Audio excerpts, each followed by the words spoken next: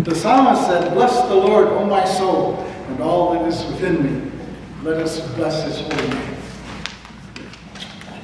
The church calendar, we interrupted it last Sunday to pause and talk about a certain John the Baptist and his name.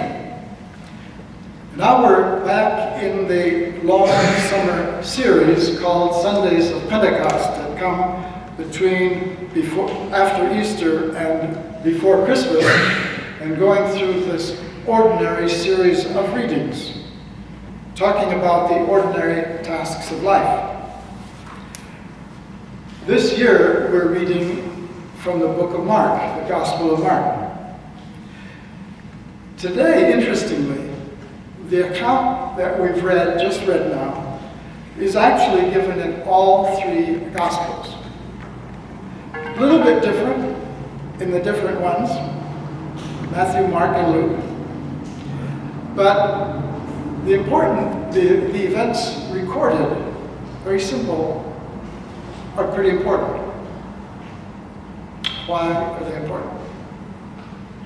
Why do you think the story of this little girl and the lady in the crowd are important? We read about two events, two miracles. The Bible tells us about the life experiences of many different people, but today it's the very personal stories of two women. One story recounted within the other. The one, a little girl who is deathly ill.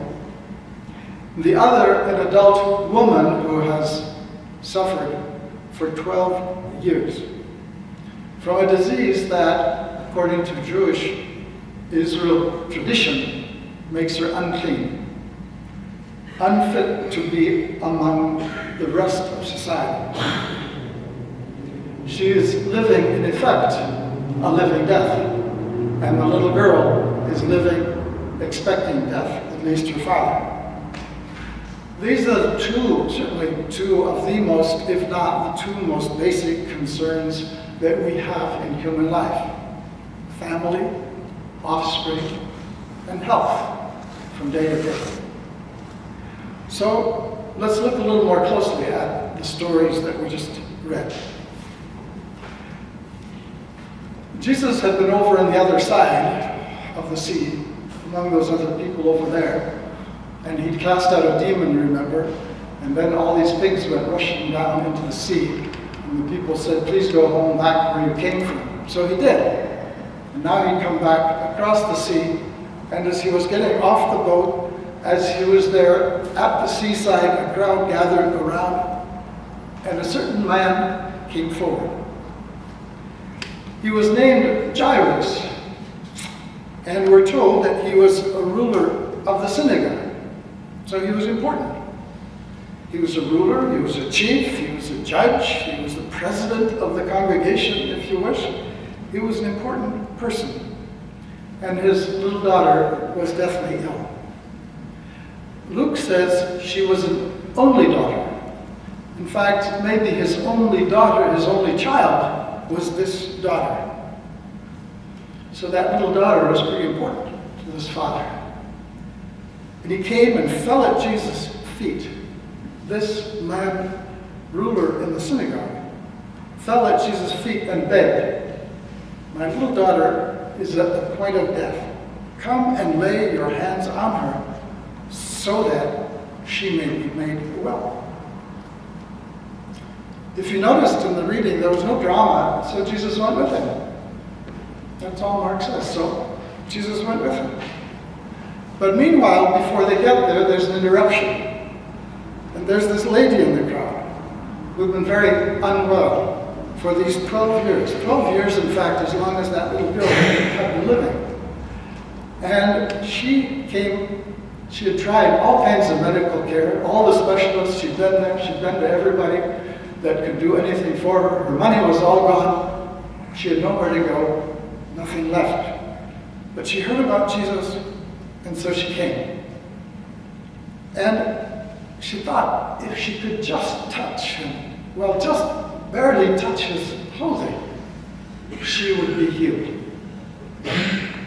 Now, how we know what she thought, Mark tells us this was her thinking. And so we enter into her mind here, her thinking about Jesus, if she could just barely touch his clothing. Now, from her condition and being a woman, obviously she couldn't come up like Jairus had done. She could only come up behind, and she touched his robe, a tassel maybe, as Matthew said. She was confident. She said, I will be healed. Those were her thoughts. And what happened? She was. The hemorrhaging stopped, and she felt in her body that she was healed. Mark introduces us again into her thinking. She felt, she knew that she'd been healed. Now, there's another interruption. Jesus says, what happened? I lost something. Some power went away. What happened?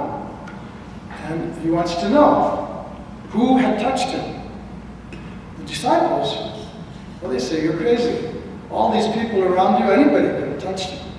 What do you mean? That's a silly question. But he kept insisting. He wanted to know who had touched him. And so now, the lady who had come before, now she comes before. And like Jairus had been kneeling down on the ground begging, now she is down on the ground telling him the truth of what happened. So, again, there's no drama. Jesus says, that's fine. And he tells her what happened. He says, it was your faith, daughter. He calls her daughter. There's no problem. Your faith has made you well. Go in peace and be healed of your disease. End of story. We don't hear any more about her. But now there's another interruption. While this has been going on, this little girl who's been so sick has died. So neighbors come, or a messenger comes, or somebody comes and says that the child has died, don't bother the teacher anymore. Don't trouble the boss, because he can't do anything now, she's dead.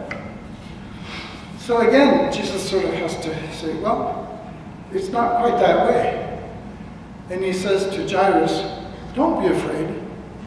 Don't be afraid. The lady had been afraid, and he'd raised her up and told her why and how she'd been healed. Now he says to Jairus, don't be afraid, only believe.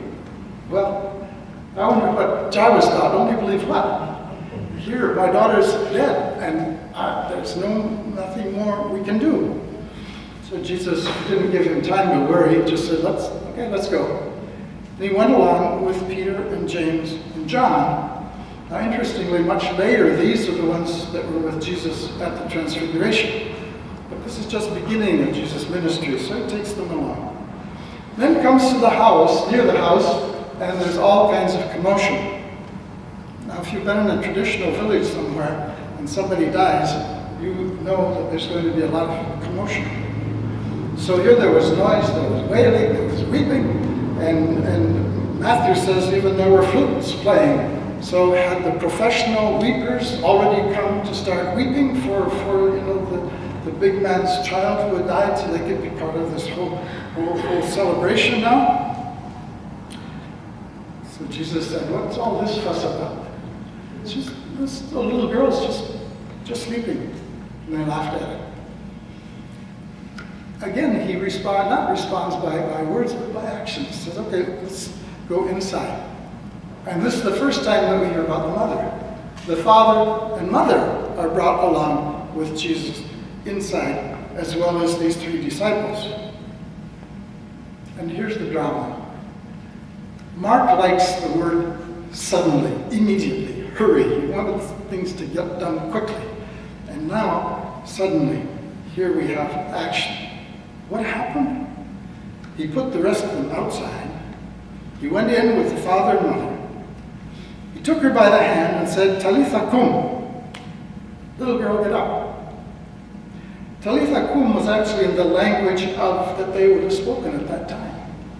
the language probably that little girl would have understood.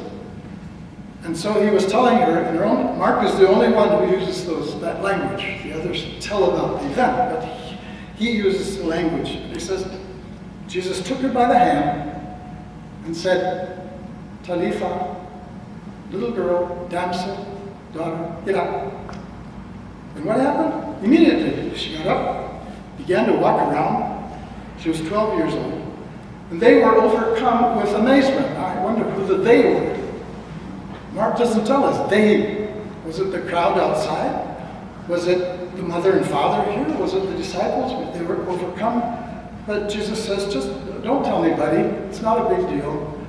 But give her something to eat. Jesus is very practical. Health is important.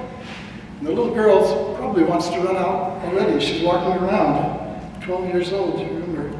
But she needs to eat. Eating is a sign of life.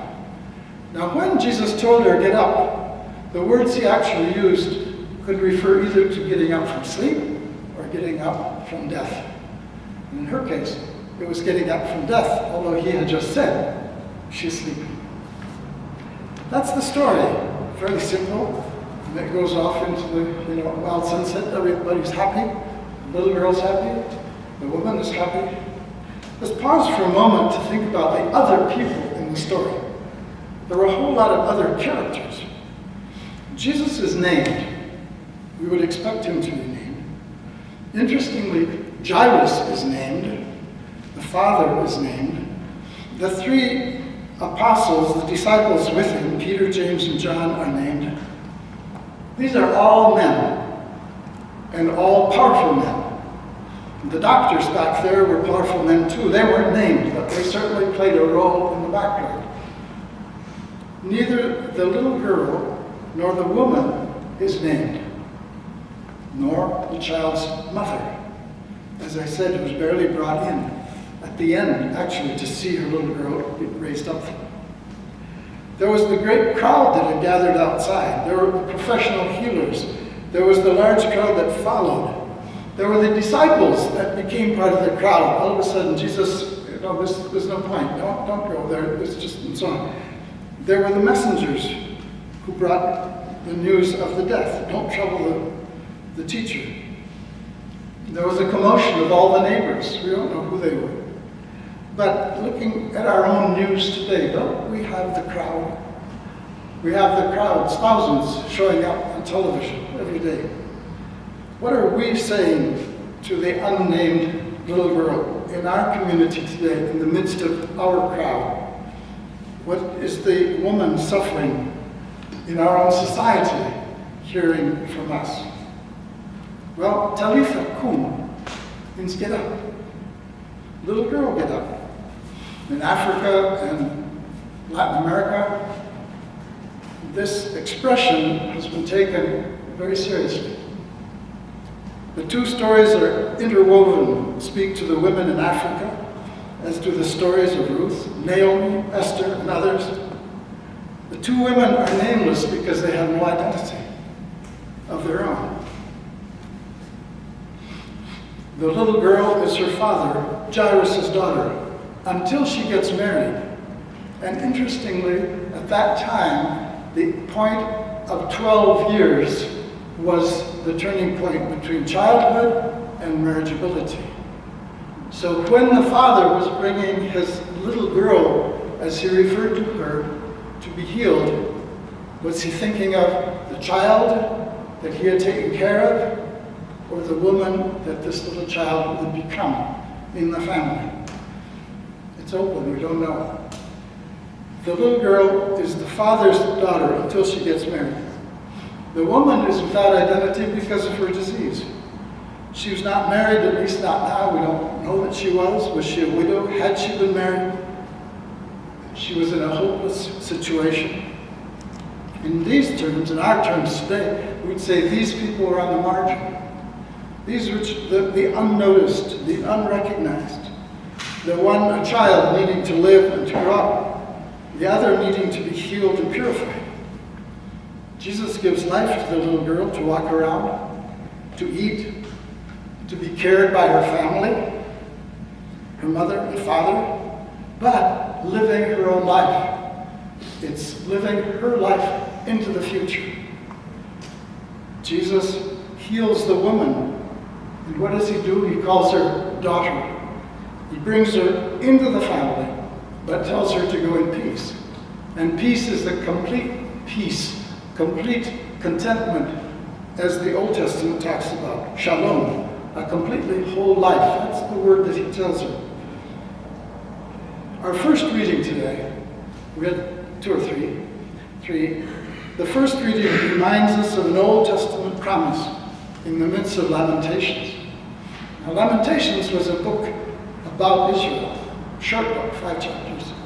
And it's all a dirge, it's all lamentations, it's all about the sorrowful situation that Jerusalem is in, that the city is in, that the nation is in.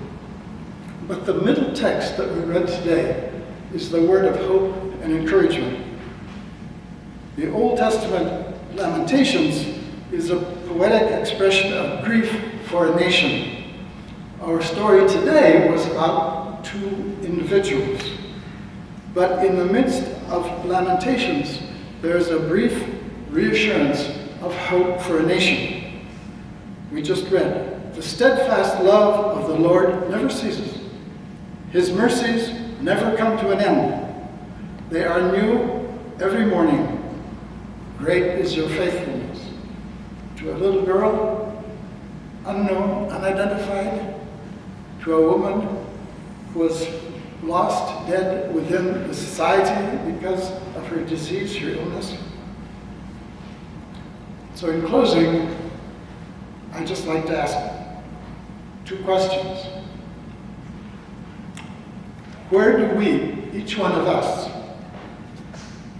in faith, reach out and touch the tassel of Christ's clothing?